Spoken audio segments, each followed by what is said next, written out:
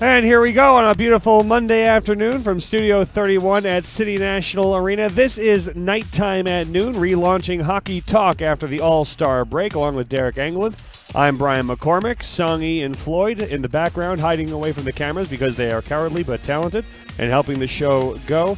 So much to talk about. Again, the All-Star break has come and gone, and now we get ready for what... You know, it's February, so there's plenty of time left in the season, but it kind of feels like the sprint begins now. We're just under a month away from the trade deadline, and the races really start to take shape. So I don't know about you, Deryk. I'm so glad the All-Star break is over. The break is great. The All-Star festivities are fun, but I found myself, I don't plan my day or judge the passage of time by looking up in the sky to see where the sun is or anything else. It's based on hockey scheduling. And I told you when we were off the air, I was exhausted last night. I was ready for bed. I looked at the clock. It was 7:30. If there's not hockey games on at night, I can't pace my energies. So tonight, we're back to regular season play, and it couldn't have come soon enough. Yeah, no, it's like you said, it's the same thing. You know, at night, put the boys to bed, turn some hockey on, watch it. So there was a lot of empty time to fill over the last week without any hockey on, but you know, just like the players, it's nice to get away for a little bit and get some excitement to grow back up and get ready for this, like you said, sprint for the rest of the year. So we're all back where we belong, and that's good to be. And that includes the members of the VGK staff and the team themselves as they head out on the road to Nashville to continue the road trip that was interrupted by the All-Star break. We'll talk some All-Star. We'll talk about the return to play and what the VGK need out of these next two games as they try to snap what's been a bit of a skid for them over the course of the last couple of weeks. And, of course, we'll give an HSK update as well. The AHL All-Star game is tonight at 4 o'clock Pacific time. Skills were last night. Braden Pahal representing the Silver Knights there. And then we'll get into some more broad topics. I said trade deadline is less than a month away, and if we've learned anything, it's that the big action doesn't always wait until trade deadline day to arrive, and that includes the Bo Horvat trade. That's already happened as he's a member of the New York Islanders and got an extension to go with it. So tons to cover. We'll get to as much in the hour as we can. Lofty goals. But let's start with the All-Star festivities. By the way, those of you who are not joining us on Fox Sports Las Vegas or are looking to see me and Deryk, you have that option. We're simulcasting on all VGK digital channels. So All-Star festivities in Florida. Fun weekend. The skills competition was Friday night, the All-Star game Saturday, and the Golden Knights sent Bruce Cassidy, Logan Thompson, and Chandler Stevenson. Did you get to watch a good amount of it? I didn't. I was watching tennis and flag football all weekend for my boys, so I wasn't able to watch it, unfortunately. But it, you know, from what I've read, they set the stage here in Vegas last year, and Florida didn't disappoint with on the beach activities and stuff like that. So hopefully there's some replays so I can catch some of the highlights of it at least. You'll definitely find them. And you know, there's a broad array of activities, and Chandler Stevenson took place in the fastest skater, finished, I believe it was third. He had a time just over 14 seconds. The winner of that event was Andrei Svechnikov, but he participated in that. Logan Thompson, of course, the goaltender activities. The Pacific Division had a short stay in the 3-on-3 round robin. But as you mentioned, last year the All-Star festivities were here in Vegas, this year in Florida. Lots of commentary online of what people liked and didn't like about the skills competition.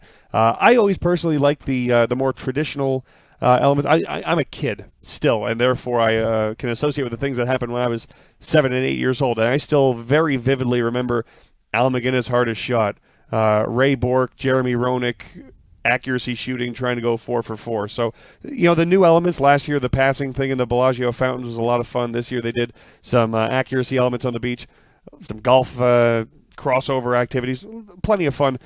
I like the more traditional elements of hardest shot, accuracy shooting, speed skating, where guys can really measure themselves against one another. Yeah, they got to keep those the original, like you said, the exact same names, L.I. Frady, McInnes, you know, Ray Bourque. L.I. Frady swinging a tree branch, basically. Exactly. Right? Yeah. With the technology, I wonder what they'd be shooting at now if they had those sticks. But, yeah, the traditional ones are cool, and I think with times are changing, they got to spruce it up a little bit, and they started to hear it, like you said, on the Bellagio fountains and in Florida, taking it to the beach. You know, in Fort Lauderdale, there it's a great beach. So to get that, I'm interested to see what they're going to do next year in Toronto. Now you mentioned the hardest shot again, L.I. Frady. Of course, Zdeno Chara was hitting 108. It's there are special talents who hit special numbers. And even at the AHL level, Martin Ferk, it just shows that people have tangible skills that may or may not make them an everyday NHLer, but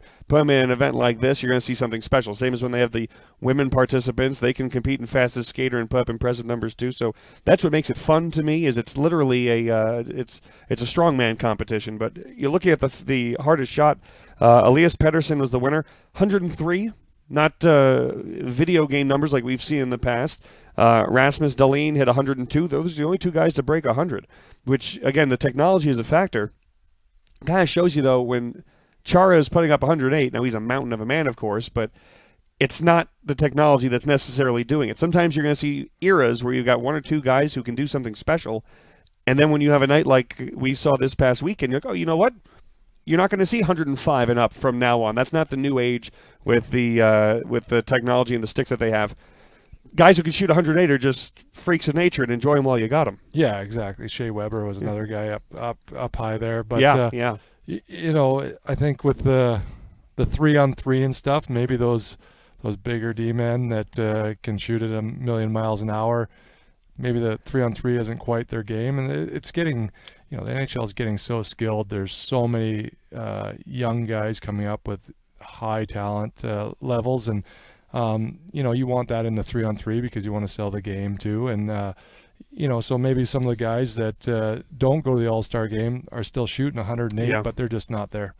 And you know, other side of the same coin, when you see Chara and he shoots 108, you're like, all right, well, that's Goliath. That's what you're expected to see. At the same time, you know what? I wouldn't have chosen or predicted Rasmus Dahlin to hit 102.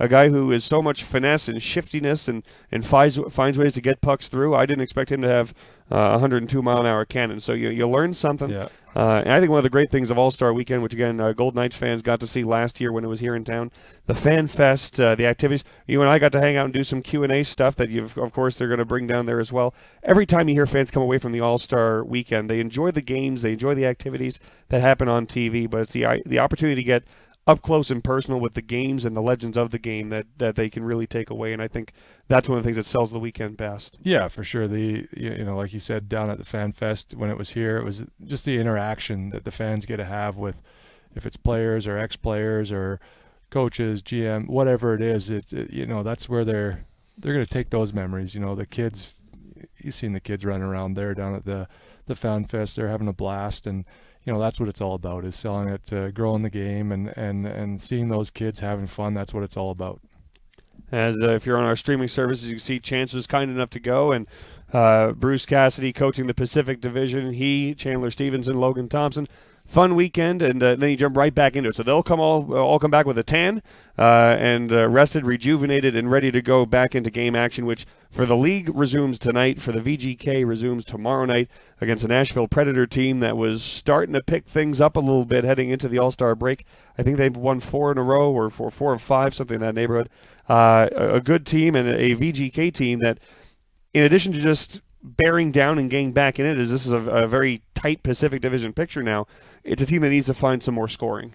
Yeah, definitely, and you know they have the talent there. You know, you're going to go through stretches where some guys are in some slumps, not find the back of the net, but you know, the skill level that the team has, they're gonna find their groove. And you know, with the next 2 games, you're in Nashville and Minnesota, so 2 tough opponents where it's easy to get up for, especially going into Nashville. You know, it's not T-Mobile, but it's close. So it's a good atmosphere to get up for, and you know, on top of it, they got the dads there with them, and you know, you always want to bring a little extra for the father's trip. That's right. Nashville Predators, they've won 3 in a row and 4 of 5, 6 of 10. We're going to talk about the dad's trip in the next segment as well, because I'm sure you can give a lot of perspective of how much fun that is. And again, coming out of the break, you're refreshed, retooled, and what a great time for the dad's trip to get just a little extra jolt of giving everyone something to smile about and feel light about. So we'll get into that in a little bit of depth. Speaking about coming out of the All-Star break feeling good about yourself, you know, it's been a great season for Logan Thompson. Obviously, he's an All-Star. But I think for the last 2 years, it's been creeping forward, last 3 years really, of finding out exactly what and who he is, and good for the VGK being validated each time.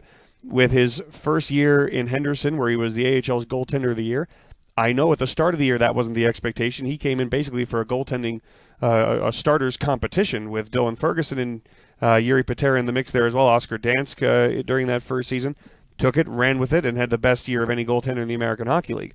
Last year, strong again in the second half, got his NHL opportunity, played well, and gave them a reason to go into this season wanting to have a goaltending, a starter's job competition with he and Aiden Hill. So each time he's been challenged and nothing promised to him, he's been able to validate the decision of the VGK to put their trust in him.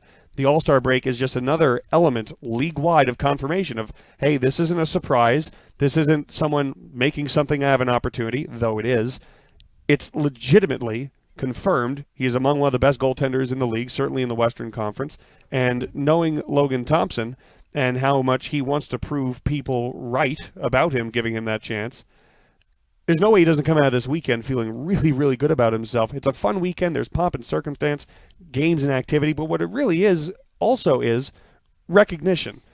And he's got that out of this weekend. He's got to feel great heading into February. Yeah, for sure. For any young guy, that's what you want to see. You're going to have the McDavids, the Crosbys, all there. But for me, Thompson and Stevenson, first time ever in the All-Star, and well-deserved for both of them. Like you said, Logan is exceeding expectations, seems like every single year.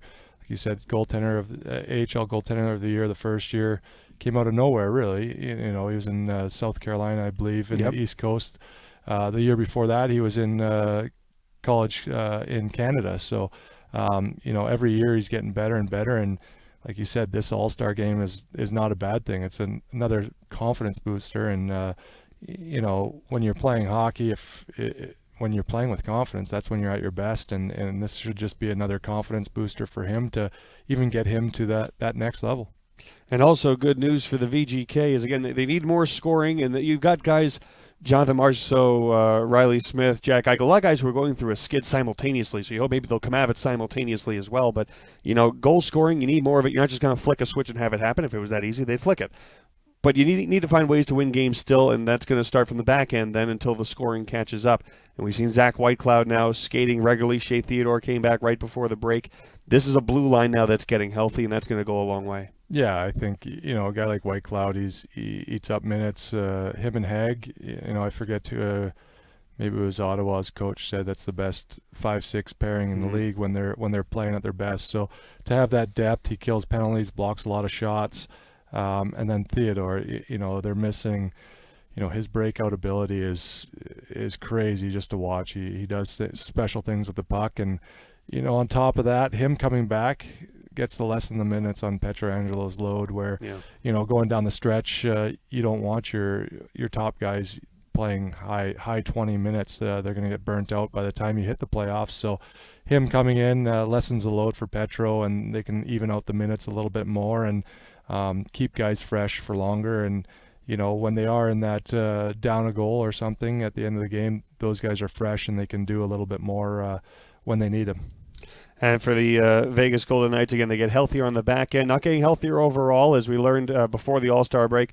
Mark Stone's going to be out indefinitely after having back surgery. We're going to discuss that a little bit more in the next segment as well, as we talk about how the VGK continue to not just, again, return to action, but find out where all these pieces are going to fit and how that can impact the weeks to come. Father's Trip we'll discuss as well when we come back from a break. But Golden Knights fans, the Foley Food and Wine Society was created to celebrate 3 of Bill and Carol Foley's greatest passions: world-class wines, exceptional cuisine, and magnificent travel destinations. Members of the Society will have access to an entire portfolio of properties around the world and have the exclusive opportunity to join like-minded individuals who seek to experience the finer things. Join for free today by visiting FoleyFoodAndWineSociety.com. That's FoleyFoodAndWineSociety.com. We'll step out when we come back. Father's Trip, Mark Stone, and the VGK Place in the Pacific, all ahead on Nighttime at noon. Brian McCormack and Deryk Engelland here with you on Fox Sports Las Vegas.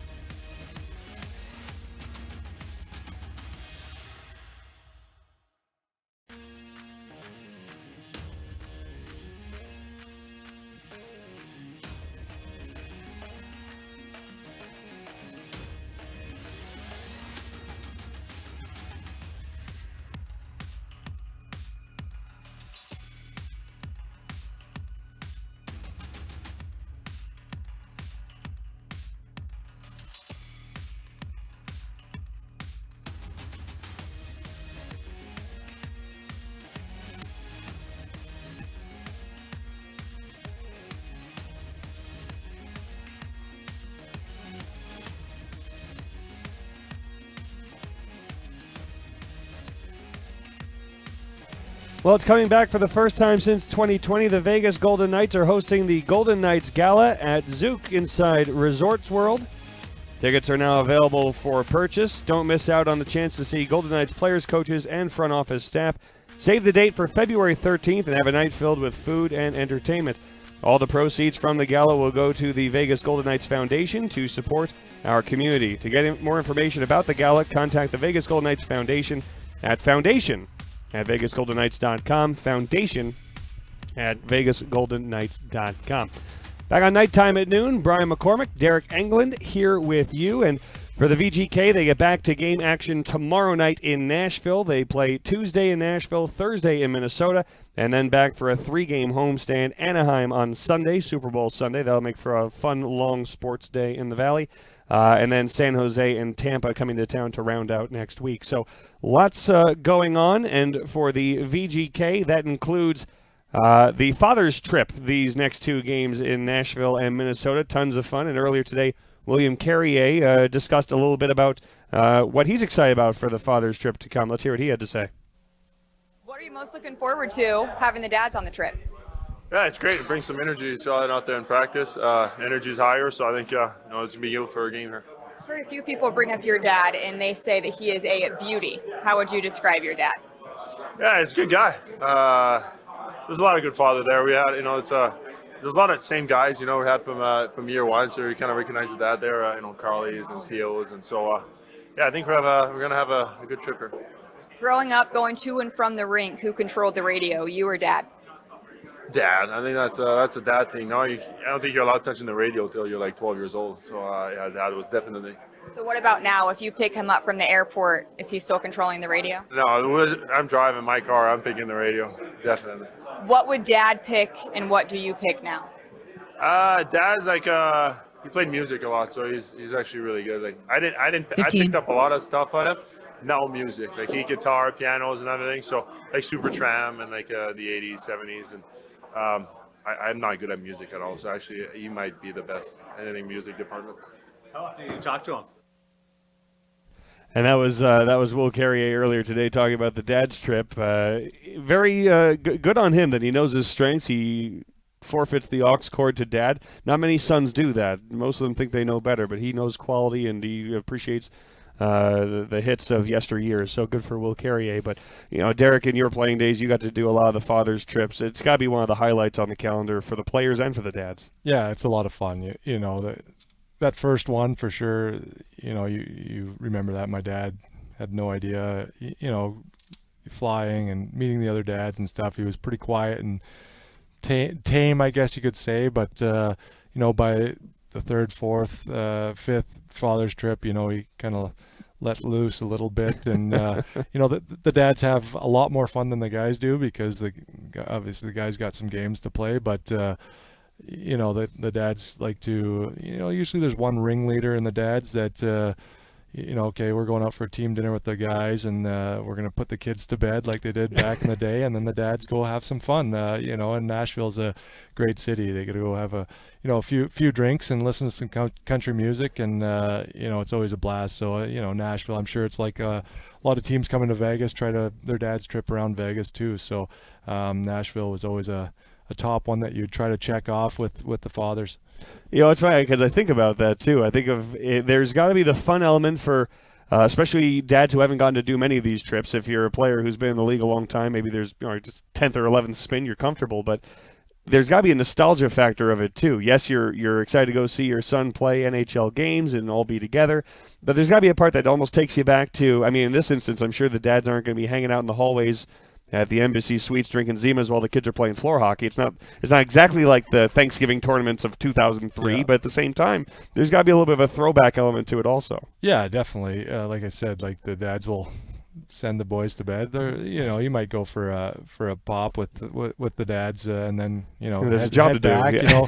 show them where they're going and get them there, and the dads go have their fun after the guys go back to bed. And the funny thing was I was always the first guy up in the next morning for breakfast, and how many of the dads, no matter what time they got home from the father's trip, they'd they'd always beat their kids down for breakfast the next morning. So that's a dad thing. You got to be up at 6. Got to be up at 6 no matter what. And it doesn't matter if they went to bed at 2 or whatever, or midnight. They were always down there having breakfast and ready to go the next day.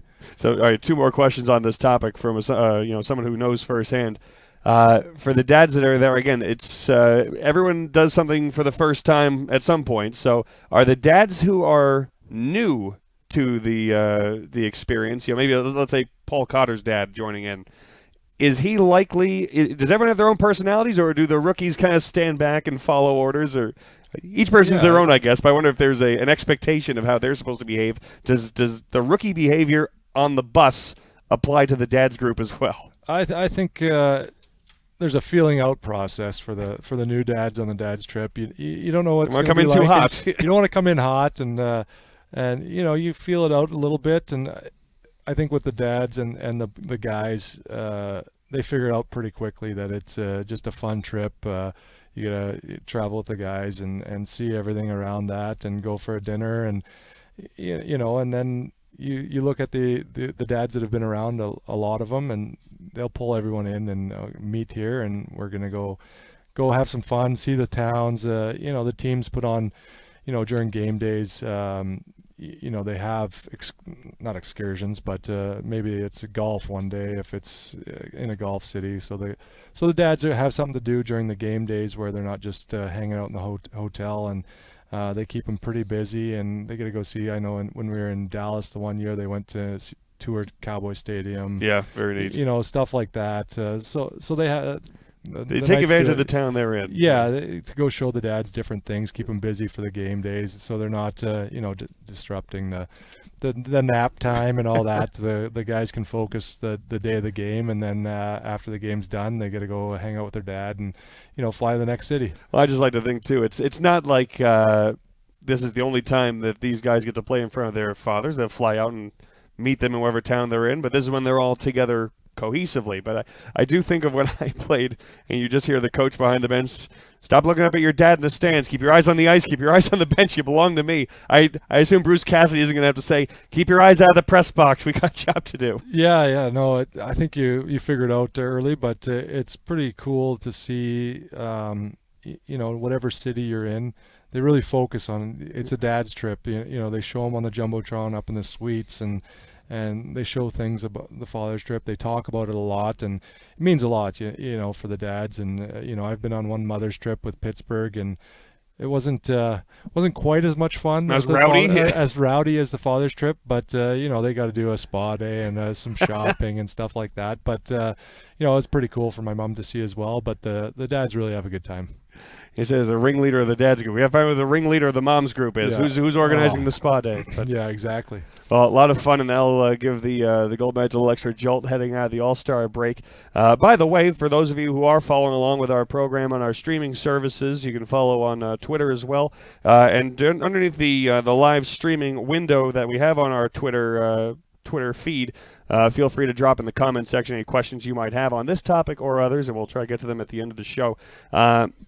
As the Golden Knights get back to work, one player who will be out for a while, indefinitely is how it's described, Mark Stone, who had back surgery. Of course, that's been something he's been dealing with for some time now, but back surgery from which the medical report was they expect a full recovery, which is very, very good news, but that will be an absence for the VGK for the foreseeable future.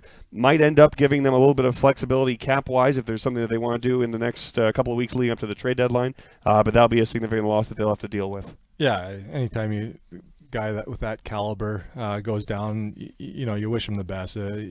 Back injuries are tough, and he went through it last year, and hopefully they got it done this time, and he's able to recover and come back full steam. But to lose that guy, not only on the ice, what he does out on the ice, but in the locker room and all that, his leadership, you see him when he scores goals, his excitement, it's contagious. Yeah. And makes other guys want to score and get that excited too. It brings everyone up on the bench and stuff. So they're definitely missing his leadership and the excitement he brings to the game, and his skill set. It's a 200-foot game. he's one of the best. He's always up for the Selke, it seems, every single yeah. year as a winger too, not a centerman. So that's even more special. So they're going to miss him, but like you said, it gives them flexibility. You don't want that flexibility with him being out, but it'll be interesting going in the next 3 weeks what they have up their sleeve in there. Right. And so, again, they've been without him for a few weeks. They'll be without him a bit longer, so they've been trying to make the adjustments with what hockey life without Mark Stone will be for the time being. In the last couple of weeks, obviously, have been a bit of a challenge, so still trying to work that out. But the good news is that, again, they expect a full recovery, and I think that's what will come out of this. Hopefully, Mark Stone is playing hockey as quickly as he can, but also you'll be happy for him that he doesn't have this lingering on him because, again, he's dealt with it in the past. Hopefully this is a permanent fix that allows him to not have to have that in the back of his mind anymore when he does get back, that he's 100%, and it's smooth sailing from there. Yeah, it's one thing to have an issue and then go 5 or 10 years and then have it again, but right. Back-to-back years, the frustration that I'm sure he's feeling with he's a very proud and determined guy that, I'm sure in his mind he's like, I'm letting the team down. That's how he thinks, being hurt.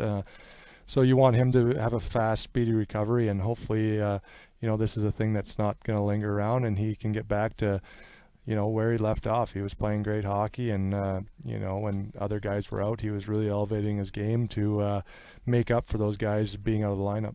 He'll be missed in the meantime, but in the meantime, all the best to Mark Stone in his recovery. We will hop out. When we come back, we're going to talk a little bit more about the standing situation in the Pacific for the VGK. We'll also give a little AHL update as well, where the Silver Knights stand and where Braden Pahal is right now, which is getting ready for his first ever AHL All-Star game in Laval. That's straight ahead. Brian McCormack, Deryk Engelland here with you, nighttime at noon on Fox Sports Las Vegas.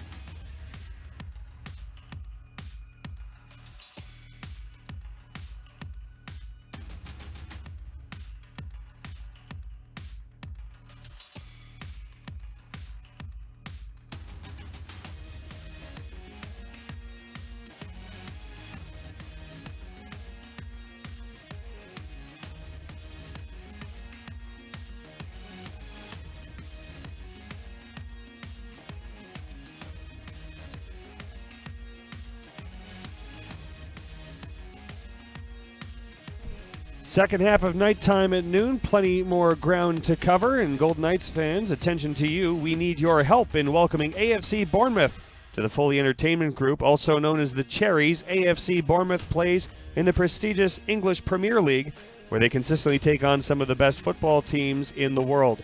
Show your support for the Cherries by catching their matches via stream on Peacock TV. To learn more and be a part of the club's exciting new era, make sure to visit afcb.co.uk. I'm going to do that again. afcb.co.uk. And up the Cherries. Up the Cherries. I'm still learning some of the EPL vernacular. You said up the Golden Knights. That just doesn't sound like a compliment, but we were going to go up the Cherries on Nighttime at Noon. Brian McCormack, Deryk Engelland here with you as we get back into the swing of things for NHL regular season hockey that resumes tonight. VGK back to work tomorrow night in Nashville. We talked a bit about how the VGK had a bit of a rough go of it heading into the All-Star break. They're hoping to shake that off as they resume this road trip, Nashville and Minnesota. Earlier today, we heard Bruce Cassidy. He talked a little bit about trying to get the team back in the right mindset, the right swing of things, and here's what Bruce Cassidy had to say. Well, the mindset is we have to find a way to, if you could take a big garbage can in the middle of the room and everyone grab something, throw it in there and burn it, that's a negative sort of, so we can get our mojo back. This team has the ability to finish. I know Mark Stone takes away a bit of that, but we can still score and be a good team offensively. And I think that has to be a little bit of our mindset going forward to sort of, okay, let's put in the past, what happened the last 2 or 3 weeks offensively and start thinking a little more where we were at the start of the year and being a little lighter on our sticks in terms of not squeezing them. But then also understand why, right? We're not getting to the interior ice as well. So we're trying to mix both of those things to get our offensive game going without losing the defensive part. It came back right before we went. So if we can get them both together. So that's our mindset. And listen, I've said it, I don't think there's too many teams in a position to cruise home. There's probably 2 or 3 in the whole National Hockey League. We're not one of them. I think our guys understand that. They went through it last year, so experience should help us get through this sort of, I wouldn't call it the home stretch yet. I think once the deadline comes, I'd call that, but this is a month we got to start. We can't afford to have off nights where we're letting points get away just because we're mentally not checked in. That's kind of the message. We need to be there every night, and if we don't get the points, it's not because we weren't ready to play. And that was Bruce Cassidy earlier today. There's a few things to dissect from that, Deryk. And I think, first of all, I asked someone before the show, and they confirmed that it was a metaphorical trash can bonfire in the middle of the locker room. I thought it might be a real ritual. I think it would be a lot of fun. But there's something for whatever bad juju you feel you got going right now, shake it off, and coming out of the All-Star break is the time to do that. Yeah, it's a time to reset, for a lot of guys other than the guys that went to the All-Star game. They got to get out of town. You got to turn hockey off for 4 or 5 days at least. And, if it's go to Disney with the kids or go sit on a beach somewhere, just relax, get away from the game, come back feeling refreshed. And, with the injuries they have had, some guys are playing a little bit more minutes, so they might been a little tired, where this refresher is at a perfect time. They were going through a little bit of slump, and to come back refreshed, father's trip, another boost, just getting you in the right direction. And they got the talent to score, and they just got to get playing the right way, and it'll come. And we talked about finding ways to score. He says, we got to spend more time on the inside of the ice. We got to get inside the dots. And we talk about being rested and recharged. That's not easy ice to gain. So that's an area where I think that the Mark Stone absence is going to be glaring, because he's a guy who lives on the inside. But he's not talking about track meets. He's not talking about quick transition. He's talking about getting to the inside, getting to the hard areas, and pounding away. And that's something that needs to be willfully done. It's not going to just happen. Yeah, I think this team, the skill set they have, the speed, their transition game's up there at the top of the league. I think a lot of teams are figuring that out. If they can try to shut down the transition game a little bit, they give themselves a better chance. And I think VGK will come out of this break and know they got to get to the inside and add that element back to their game. I thought they did it extremely well. The first 30 games, they're getting to the net. They're keeping guys away from our net, and maybe fatigue or things crept in where with injuries and stuff like that, where they got away from it a little bit. And, it's not a teaching thing. It's just a will to do it. And, a guy like Carrier coming back on this road trip, he was phenomenal, played both games phenomenally.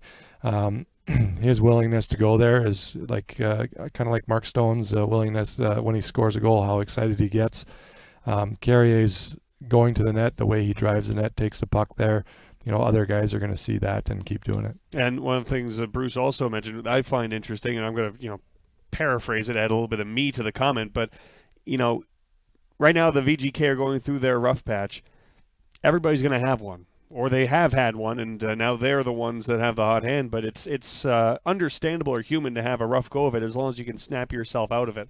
And as he mentioned, nobody's running away with anything right now. He even said with the exception of maybe a team or two.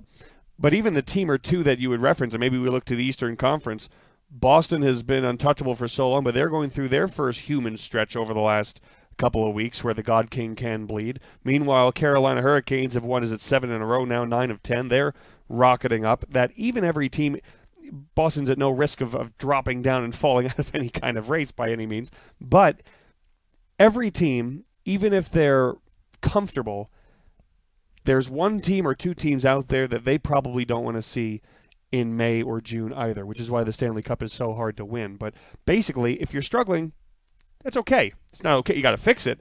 But everyone's going to have their turn, and even the teams that are best off probably aren't seeing a breezy path to June. Yeah, no, definitely. And as the season gets closer to playoffs, everything tightens up. It gets to that playoff hockey where, that willingness to do the uncomfortable things really comes into effect. If you're not a guy that likes to go to the net and you can add that to your game this last stretch, it's going to just boost your whole team. You can't just be the one-dimensional. You got to add things to your game, get uncomfortable, and your team is going to have more success that way. And like you said, other than Boston, I don't even know how many points up. They're almost at 90 points, I think, right now. So they're very comfortable. They're very comfortable. They're probably one lock. Yeah. Within the division, they're 13 points up on Toronto. Within the conference, they're 7 points up on Carolina. Carolina's won 7 in a row. The Bruins have had a little bit of a slide of late, which is to say that they've won 7 of 10. That's what a slide looks like for them. Yeah. So they're pretty comfortable, but the battle out here, you even look at the Pacific Division, the Islanders just got Bo Horvat, so that makes them a little bit more dangerous, and they might be out of a playoff spot right now. I don't know. It's up and Islanders down. are 2 points back of the last wild card. They're behind Pittsburgh, but they're also behind Buffalo. That's right there. The Eastern race right now is a little different than the Western race. Yeah, so there's a lot of teams that are right there that, this goes from other than a few teams, it's 10, 12 teams deep, still buying for that. You want to make that push before the trade deadline so your team can see what's going on and make the adjustments they can do, and then it's a sprint to the end of the year. So you got to win as many points, like Bruce said. Can't let points slip away, and you got to take every point you can get and try to get that cushion back that you had a month ago. And in our final segment, we'll have some time to talk a little bit about trade deadline. And again, sometimes it feels like it might be a light deadline just because all the actions happen before deadline day. But this is a trade deadline where just the projections looks like there's going to be a lot of pieces out there that can make teams better, so that can affect all these races too. But right now, the Golden Knights have dropped to third in the Pacific Division. They are 1 point back of the Kings and the Kraken. The Kraken have 2 games in hand on Vegas. Vegas has 2 games in hand on LA, and then behind the VGK, the Edmonton Oilers 2 points back with a game in hand. The Avalanche have crept up. Calgary's creeping up. Nashville's won 3 in a row and 6 of 10. So things starting to get a little bit more interesting in the Pacific Division and in the Western Conference. That's why it's important for the Golden Knights to get things going right now. Golden Knights are on a 4-game winless streak. That is their longest such of the season. 15-5-4 on the road. That record is taking a little bit of a dinging on this current road trip, but hoping to rectify things going forward. Silver Knights, quick to touch on them. Been a rough stretch for the HSK as well, but Braden Pahal is enjoying a well-deserved weekend in Laval for All-Star Game festivities. He hit 97 miles an hour on the gun last night in Laval for the All-Star Skills Competition, and the All-Star Game in Laval will be at will be available. It'll be on NHL Network, but also on AHL TV, streaming for free. AHLTV.com, I believe, streaming for free. You can tune into that. That'll be 4 o'clock Pacific time from Laval. Fun event, mirrors the NHL event pretty closely. One thing that the AHL did last night for the skills competition I thought was kind of cool. They removed the glass from, I'd say, maybe the tops of the circles from dot to dot, kept it around the back to save everyone's life for harder shot, but they allowed for fans that could come right down there to the dasher and get autographs and such during the event. That was a neat touch, I thought. Yeah, it's all about the fan experience, the whole All-Star weekend. It's the guys that are going there too to get rewarded for the season that they're having, but it's all about the kids and fans. So the interaction there, I know we did when I was in Wilkes-Barre, we had a team skill session around the All-Star break, and they would do the same thing, and it just allows the fans to interact with the players a little bit more and get autographs like you said, or just have a little conversation, which helps build the sport and grow fan bases. Yeah. Silver Knights winless in 6 of their last 7, so they need to get going again. They are right now in 9th. 7 teams in the Pacific will make the playoffs, so the Silver Knights find themselves 3 points back of Bakersfield for that last spot, but all teams have a game in hand at least on the Silver Knights, so they've got work to do. But after the All-Star break, they come back for a home game on the 11th when they will take on the Ontario Reign for Pink in the Rink night, presented by Comprehensive Cancer Centers. So Pink in the Rink, if you're coming down to the Dollar Loan Center on Saturday to see them take on the Reign, support breast cancer research and the battle against breast cancer. Pink in the Rink, we encourage you to come as pink as you possibly can. We know you won't let us down, but that's what the HSK are up to. And after this next home game on the 11th, they will play 10 of their next 13 on the road. So they have some climbing to do and difficult terrain to navigate, but we'll see how they manage it through the month of February. We'll hop out when we come back. We'll come to finish off Nighttime at Noon with a broader look at the league as a whole and some trade deadline fun that, we got almost a month of fun leading up to it, but Bo Horvat's deal to the Islanders certainly has gotten it started. We will discuss. Brian McCormack and Deryk Engelland here with you on Nighttime at Noon on Fox Sports Las Vegas.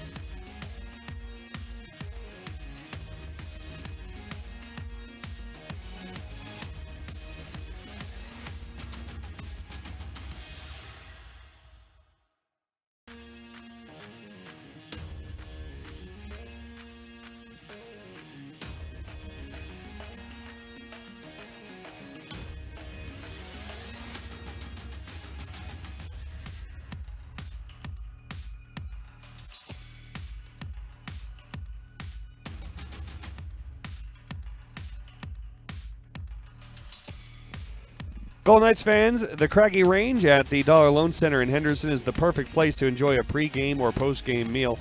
Come to watch your Knights on one of the Craggy Range's big screen TVs or the huge outdoor LED screen. Enjoy your favorite craft beer, wine, bourbon, or all kinds of cocktails while you catch the action. You can find a menu for the whole family, plus a full bar with 16 beer taps. The Craggy Range Sports Bar and Grill open daily, no tickets required. Craggy Range out in Henderson at the DLC. Wrapping up another episode of Nighttime at Noon, Brian McCormack, Deryk Engelland here with you from Studio 31 at City National Arena. I'm going to ask now because I always forget until there's 15 seconds left in the show. Bad host. Songy, are there any questions from the ether for Deryk or myself? There never is, and it's because we answer things so just in real time. We cover it all. We do everything here. Nothing left uncovered. Yes. Phenomenal. Well, let's get then to the broader NHL storylines as we get back to action this evening. And as we move off one All-Star weekend, let's just look immediately ahead to the next one. They've announced that Toronto is going to be the host for All-Star weekend in 2024. That's going to be a lot of fun, not only just, of course, the fan base and what Toronto brings, but also for a weekend that also sometimes revolves around and should revolve around legends. Toronto has them, and the Hockey Hall of Fame is about, a 5-minute drive down the road from the arena. That's going to be a fun host city. Yeah, I think it's not going to have the lights of Vegas or the beach in Florida, but like you said, it's Hockey Central type thing in Toronto. So everything's right there. There's a lot of ex-players that call Toronto home, and so I think they'll do a lot of cool things. With the competitions and stuff, but just bringing those ex-players, those former players in and being there, there's a lot of Hall of Famers that live there as well. So it'll be a pretty cool event, and Toronto's a great city. Now, Vegas did the Bellagio Fountains. They did the Blackjack game. They did in Florida this weekend the beach, the splash shot, I think was what they called the one. There was a golf element. What is the quintessentially Toronto thing that we'll see? I think you could do gentle wrist shots from the top of the CN Tower and try to hit a target in the middle of Sky Dome, right? Yeah, something like that. Hey, you might be onto something there. Call me. Yeah. I've got the ideas, right? But Toronto will be a lot of fun for next year. As we mentioned, the trade deadline is March 3rd, and already things have gotten going. You could argue maybe top 3, if not the number 1 player on a lot of people's trade boards for the season he's having and for the likelihood of him being moved was Bo Horvat.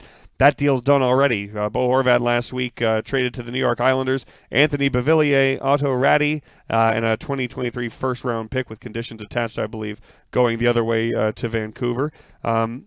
Some head-scratching, I guess, when that deal went down. I didn't think it was a bad return for Bo Horvat when you know you're going to be moving him. You got from the Islanders Beauvillier, who's a serviceable middle six. It's a team Vancouver's not ready to win right now, regardless. Ratti is you could argue their top prospect, certainly top 3, and a first-round pick is a first-round pick. I thought they did all right. I was a little surprised the Islanders were the team that pulled the trigger for Bo Horvat when they are on the outside of the playoff picture looking in. Bo Horvat has re-upped for 8 years at, I believe it was $8 million, somewhere in that 8.5 in that ballpark. So he was happy where he went to, and he re-upped immediately. So he's cemented himself. But for the Islanders, what comes to mind for me is I don't know if that move alone makes them cup contenders, but they gave up a lot to get him. It's the move a cup contender makes.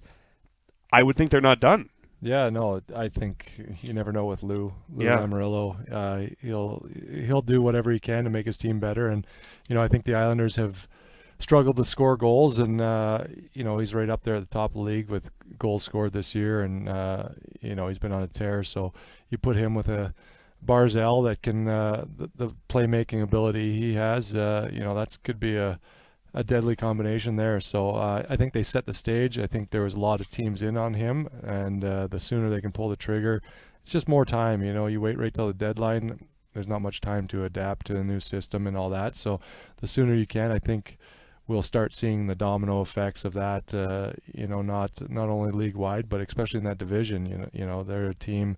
It's really tight, just like the Pacific Division, where they pull the trigger and now they put the pressure on the other teams to go out and do what they can to make their teams better too. And sets the market again as well. Again, there's different opinions on how good the return was for Vancouver, but we now know that at the very least, Bo Horvat was worth a first-round pick and one of your top prospects. Translate that to some of the other names that appear to be out there. I don't think anybody thought Patrick Kane would be going anywhere without a first-round pick going the other way. But when you have Patrick Kane is on the market, Timo Meier is likely available. Patrick Kane, Jonathan Toews as well. The St. Louis Blues. We don't have so much time. Let's break that down. Two. St. Louis and Chicago. We'll do St. Louis first. Ryan O'Reilly's going to be returning from injury probably in the next couple of weeks. He looks to be on the move. Vladimir Tarasenko looks to be on the move. St. Louis can get a lot back from that for a team that's having a disappointing season.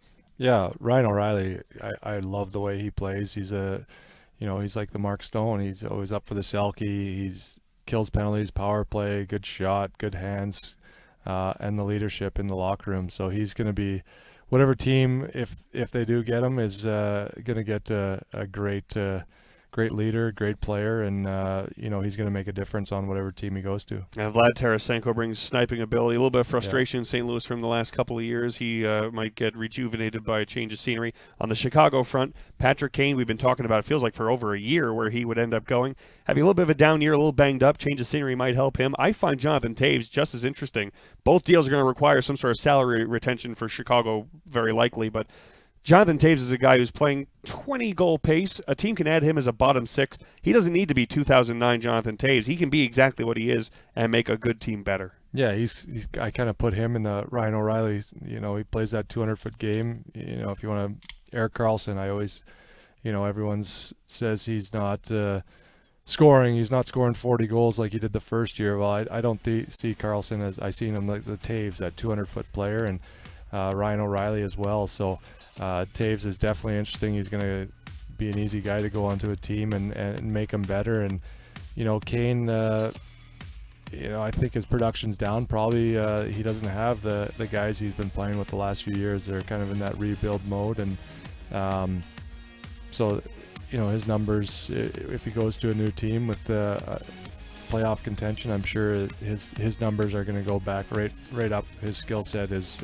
unbelievable, so he's fun to watch, and it'll be interesting to see. There's a lot of big names out there this year that you never expect to be on other teams, and looks like they might be. Yeah, it looks like the blue liner leading the market will be Jacob Chychrun. Thought he might move at last deadline. It seems pretty likely he moves at this one. So we'll have weeks to break all this down, unless all the deals happen tomorrow. Not in our control. Yeah. But a lot of fun. Also, last piece of news, Dylan Strome, 5-year extension, $5 million average in Washington.